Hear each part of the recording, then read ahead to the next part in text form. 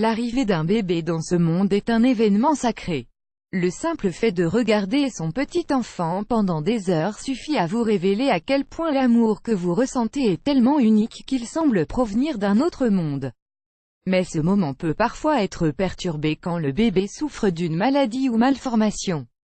Certains nourrissons naissent avec des problèmes cardiaques. Advertisement, un off, 1, minuit 5 play current time minuit, duration time minuit remaining time minuit stream type live loaded, 0% progress, 0% minuit full screen minuit mute playback ratin subtitles off captions caption off chapters raters undefined skip. Les malformations cardiaques chez les enfants sont des cas de pathologie peu courants, puisqu'ils ne concernent en moyenne que 8 bébés sur 1000 dès la naissance.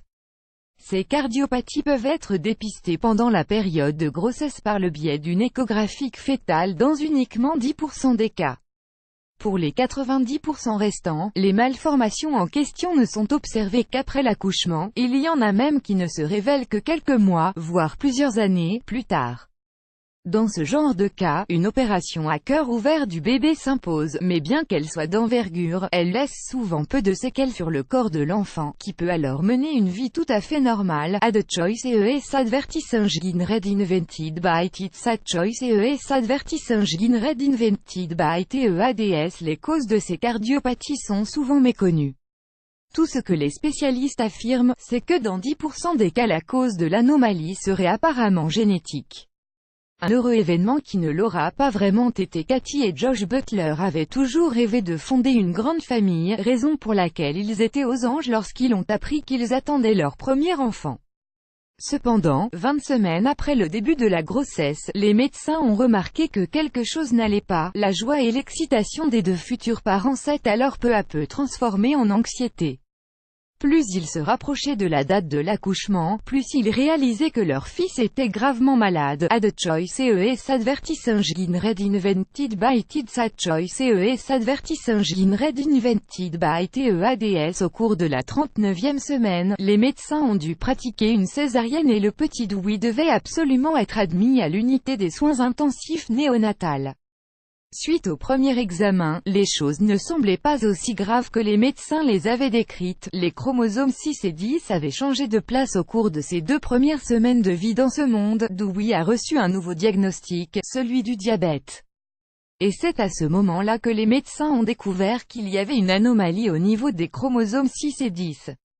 Fondamentalement, il manquait quelques informations génétiques, sachant que d'autres ont été dupliquées, dit Katie. Lorsque le petit garçon avait 4 mois, on lui a fait passer un examen de routine qui a fait que les événements prennent une tournure assez brutale. Dewey a été admis à l'hôpital pour une chirurgie cardiaque urgente. Sauf que malheureusement, le pauvre bébé n'a pas survécu à l'opération. Katie et Josh étaient complètement anéantis. Add choice ES advertising red invented by TEADS. Add choice ES advertising red invented by TEADS. Katie dit, pendant que nous étions à l'hôpital, nous étions devenus les bons amis de tout le monde, car nous étions tellement découragés à l'idée d'avoir des enfants en bonne santé, parce qu'il était question d'un cas génétique. Nous parlions à différentes infirmières de la probabilité de l'adoption. Nous avions tellement d'amour à donner, mais Dewey est désormais au paradis. J'avais clairement besoin d'avoir des enfants à aimer. Le couple ne savait pas que tout n'était pas perdu. Quelques mois plus tard, un autre enfant nommé Braxtel est né dans le même hôpital que Dewey. Il est né avec de graves problèmes respiratoires et a été abandonné par ses parents lorsque les frais hospitaliers sont devenus trop élevés pour eux. Après quelques mois à l'hôpital, Braxtel était finalement sur le chemin du rétablissement, et c'est à ce moment-là que ses infirmières ont pensé à Katie et Josh. Il était encore un peu tôt certes pour en parler, mais elles ont tout de même demandé au couple s'il voulait bien prendre soin de Braxtel. Car il avait encore des problèmes de santé, mais son avenir semblait prometteur.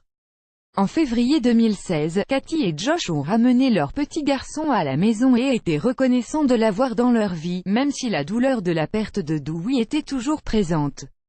La jeune femme ne pouvait que voir ceci comme une réponse de la part de Dieu à ses prières et se remettre debout pour un nouveau départ, car pour elle, le meilleur reste à venir. Il y a énormément de choses à apprendre de l'histoire de ce couple. La quantité d'amour que les parents portent à leurs enfants en fait évidemment partie.